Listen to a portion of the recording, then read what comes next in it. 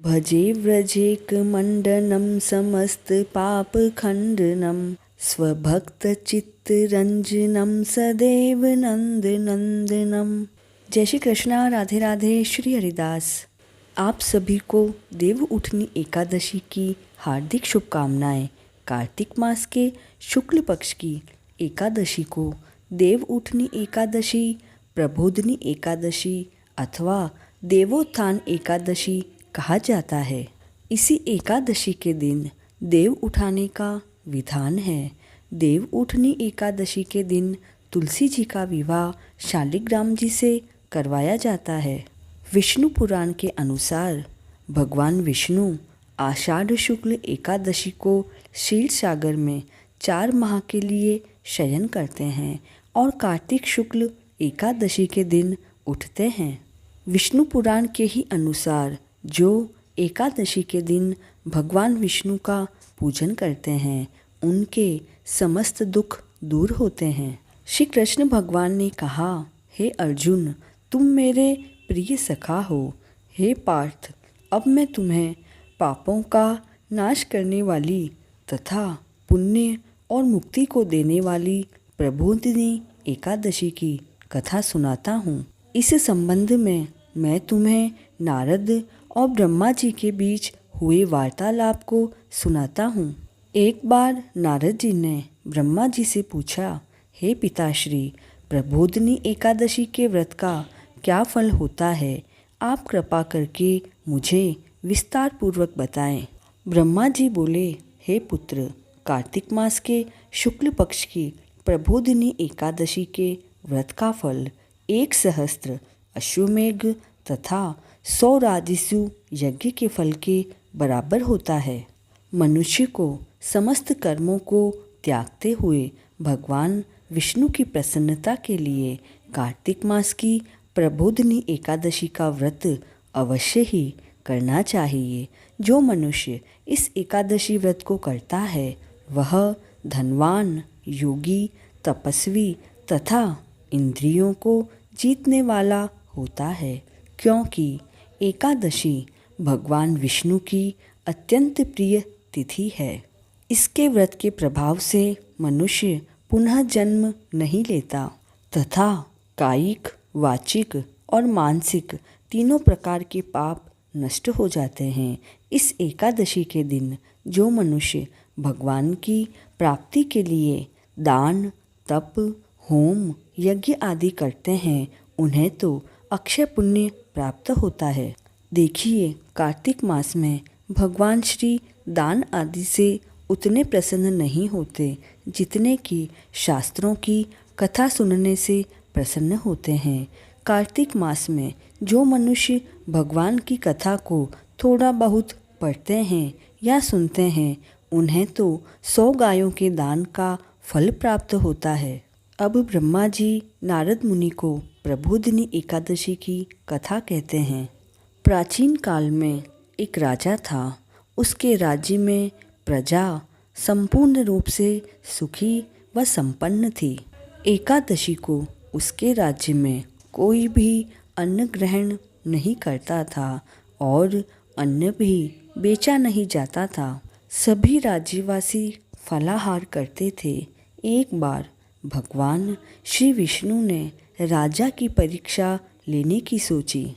तब भगवान विष्णु ने एक सुंदर स्त्री का रूप धारण करके सड़क पर बैठ गए। जब राजा वहाँ से निकला तो उसने उस सुंदर स्त्री को देखा। उस अति सुंदर स्त्री को देखकर राजा तो आश्चर्यचकित रह गया। राजा ने उससे पूछा, हे देवी, तुम कौन हो और यहाँ क्यों बैठी हो?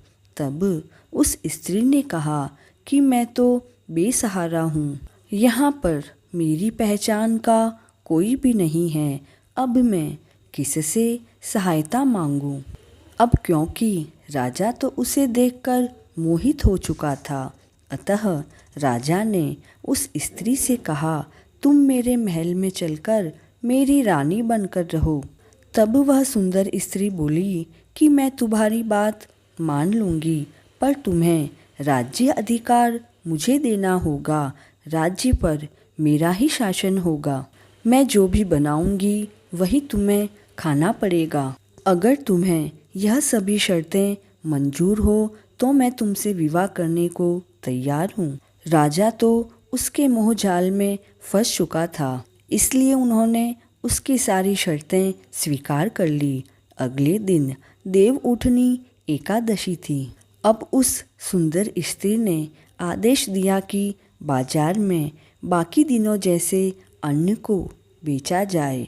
उसने महल में मांसाहारी भोजन बनवाया व परोसकर राजा को खाने के लिए कहा। यह देखकर राजा बोला, रानी, आज तो देवउठनी एकादशी है, मैं तो केवल फलाहारी करूँगा। तब उस स्त्री ने अपनी सभी शर्तें याद दिलवाई और कहने लगी, या तो खाना खाओ या फिर बड़े राजकुमार का सर कटवा दो। राजा ने ये सभी बातें अपनी ज्येष्ठ रानी से कही। तब बड़ी रानी ने कहा, महाराज, आप अपना धर्म नहीं त्यागें, बड़े राजकुमार का सर दे दें। पुत्र तो फिर से मिल जाएगा, किंतु धर्म कभी वापस नहीं मिलेगा। राजकुमार खेलकर वापस आया तो माँ को रोता हुआ देखकर राजकुमार ने पूछा, माँ, आप क्यों रो रही हो? तब माँ ने सारी बात राजकुमार को बताई। तो राजकुमार ने कहा कि मैं अपना सिर कटवाने के लिए तैयार हूँ। पिताजी के धर्म रक्षार्थ मैं अपना सिर कटवा लूँगा। अब बेचारा राजा भारी मन से राजकुमार का सिर कटवाने के लिए रानी के पास लेकर गया। तभी अचानक से रानी का रूप परिवर्तित होकर चतुर्भुजधारी विष्णु भगवान का हो गया। तब श्री हरि ने विष्णु ने पूरा वृत्तांत बताकर कहा, हे राजन, तुम इस परीक्षा में पास हुए। भगवान विष्णु ने प्रसन्न चित्त होकर राजा को वर मांगने के लिए कहा। तब राजा ने कहा, प्रभु, आपके आशीर्वाद से मेरे पास सब कुछ है, आप हमारा उद्धार करें। तभी वहाँ एक विमान आया। राजा ने राजकुमार को राज्य सौंप दिया और स्वयं विमान में बैठकर वैकुंठ लोक चला गया। देखिए, स्वाध्याय, तपस्या व त्याग की दृष्टि से चातुर्मास का नियम बेहद ही महत्वपूर्ण है। भगवान श्री विष्णु की भक्ति में लीन होने के लिए यह समय अत्यंत ही उत्तम होता है। गृहस्थ में बंधा व्यक्ति भी चातुर्मास में भगवान विष्णु की भक्ति का पूरा लाभ उठा सकता है। हे हरि, जैसे आपने राजा का उद्धार किया वैसा सभी का करना। ओम नमो भगवते वासुदेवाय मंत्र का जाप करके अपनी एकादशी को सफल बनाएं।